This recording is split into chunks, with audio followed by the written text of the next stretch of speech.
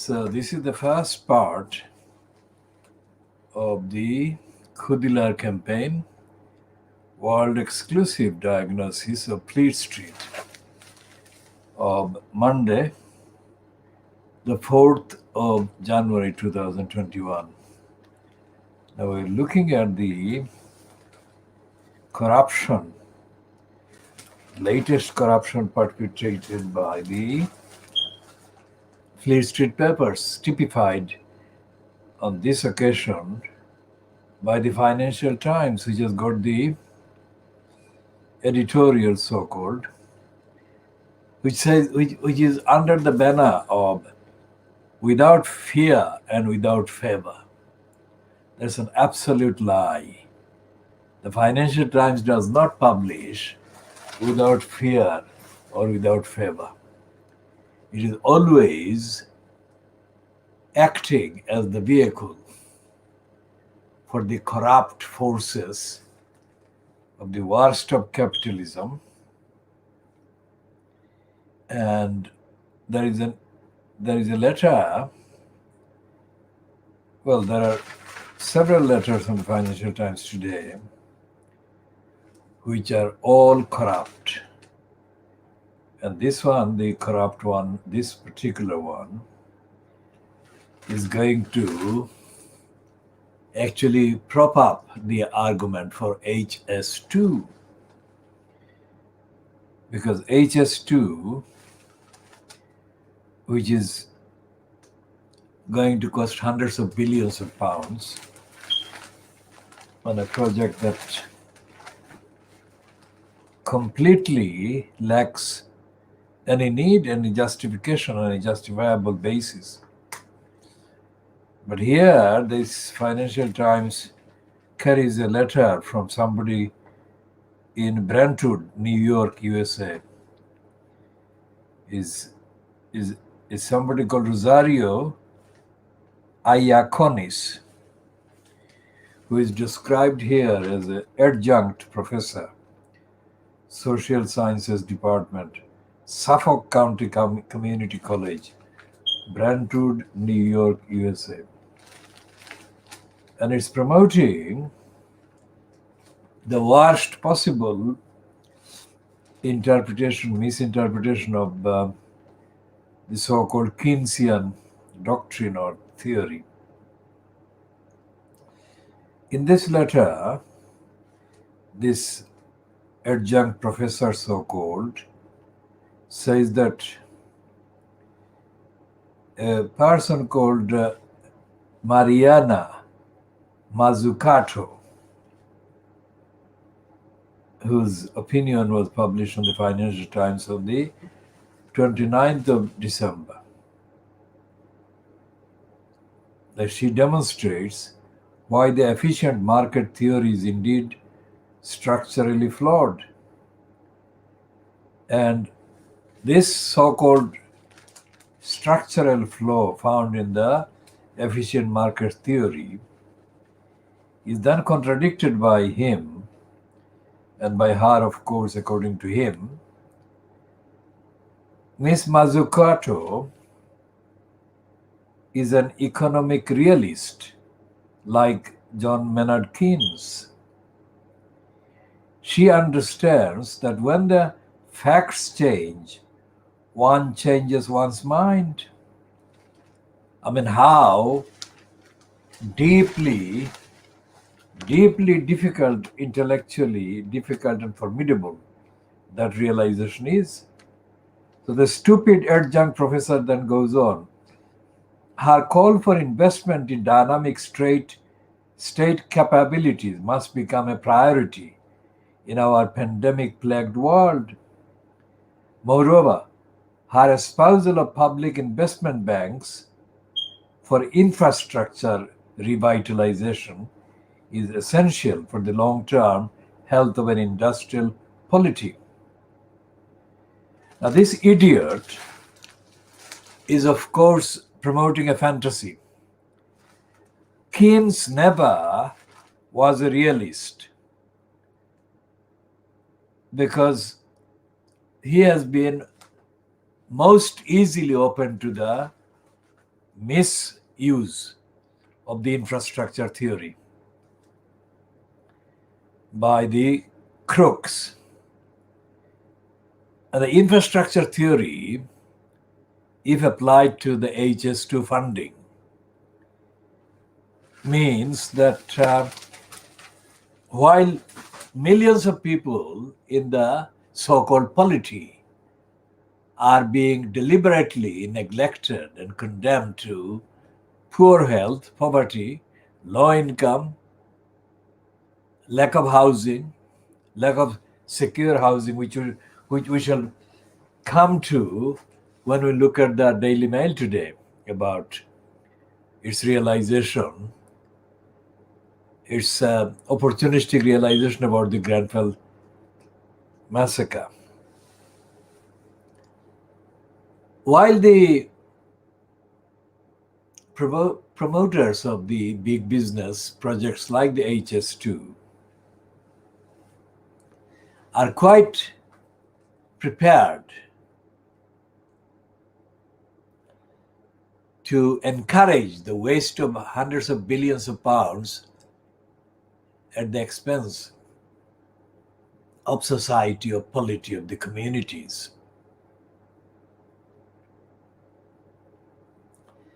They are not talking sense, in ordinary sense,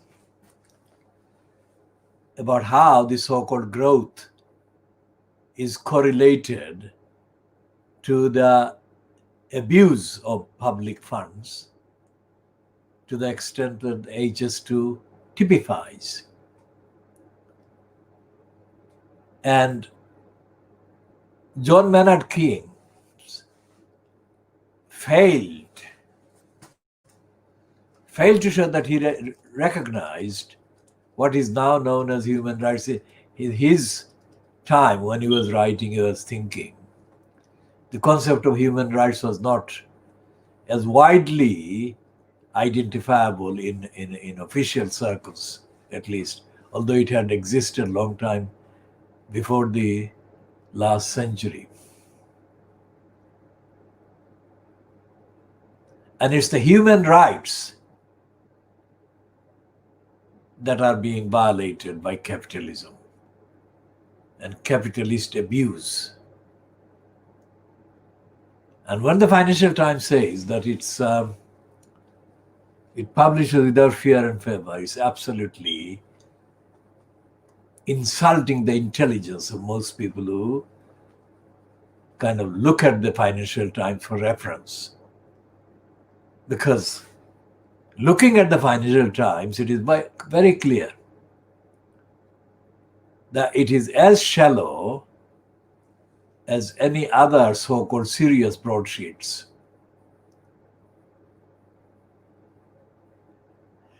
That pretend to be intelligent and thoughtful. Apart from that adjunct idiot from the New York State, there is another letter from an idiot called Jeffrey Roberts, who is described as emeritus professor of history, University College Cork, Ireland. It's not Northern Ireland. This is the other Ireland, the Republic of Ireland, which is very much a member, crucial member of the EU in the context of Brexit. Now this idiot, Jeffrey Roberts, calls himself, "When I was a Marxist." I mean, you cannot cease to be aware of a body of knowledge at all. And being a Marxist is essentially being aware of a body of knowledge. There is no such thing as a Marxist society. There cannot be a Marxist society. All these morons who use the term Marxist miss the point. Karl Marx represents a body of thought, a body of knowledge. That's all. And as any thinker, philosopher is open to being examined and found flawed in various parts of their contribution, Marx is open to being found to have missed something or failed to understand things in many respects. But still he remains relevant as a contributor to thought of our society, about the way the means of production, which is where he specialized in, are used and abused and exploited, and the human contribution to the means of production, etc., etc. So when this idiot, Jeffrey Roberts, says, when I was a Marxist, he completely misapplies words. Anyway, his letter is headed, Do I Spy a Convert to Neo-Marxist Liberalism? All these Marxist, neo-Marxist and liberal, these are false. All of these are false titles and headings and labels. The critical thing that makes the difference is at the core of the actual forces and elements and factors that make the difference to right and wrong is the question of right and wrong. And Charlie Marx, or to give him the German name, although he did his writing in London, Karl Marx, was talking about right and wrong. All philosophies, all contributions to thought and thinking are about right and wrong. Either a philosopher or writer, thinker contributes to the idea of wrong being backed and wrongness being backed, like cruelty and selfishness. All the right-wing economic theorists and commentators and opinion formers or opinion givers are, of course, defenders of cruelty, neglect, and selfishness. And they are deniers of society, the deniers of the obligations and the realities of society. Which is why the likes of Margaret Thatcher, who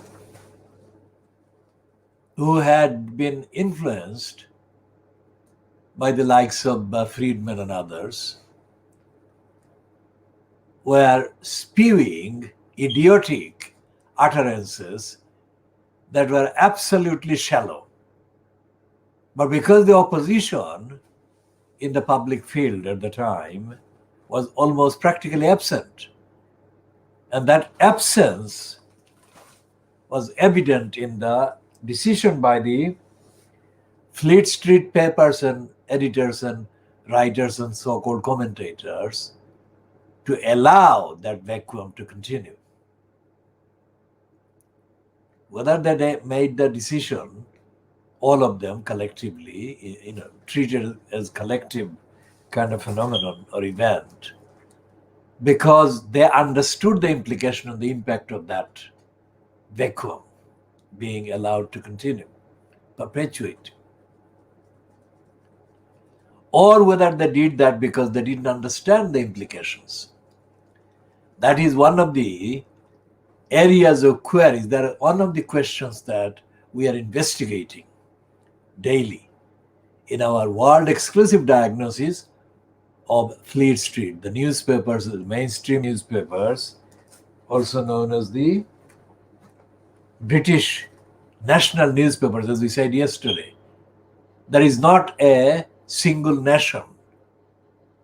If you accept the existence of the United Kingdom, then there is no national dimension to these Fleet Street papers, because they are actually based in London and they represent not even the people of London, let alone of England, but they are based in England and they represent those elements and factors that are based, physically based and mentally based in London and in England. They don't represent the majority. They don't represent the many in England, but they do represent the core that actually is based in England and based on assumptions of English superiority, English natural superiority, or naturally superior status of England and thinks English. Those are the factors, those are the forces that are actually represented in the Fleet Street papers, and those are the forces and elements and factors that control and create the script and the narrative carried in the Fleet Street papers and carried by the Fleet Street papers.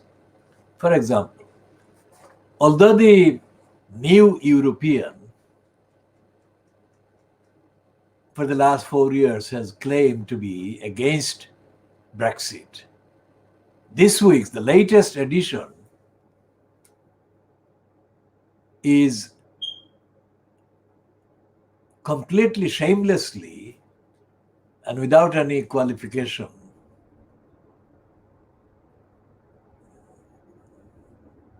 running a main front page story or item that could have been run by a Brexiteering newspaper. Instead of talking about the pitfalls of Brexit, instead of talking about the harm and the damage that are done by Brexit every day and has been done by Brexit every day since the kind of campaign for a referendum was organized by the idiot David Cameron. In the decision by the European to run the story that it is running this week proves the point that there is no real independent thought and there is no real independently thoughtful and independently thinking medium in circulation, in existence in Britain today. We'll take a short technical break and we shall come back shortly. Few minutes.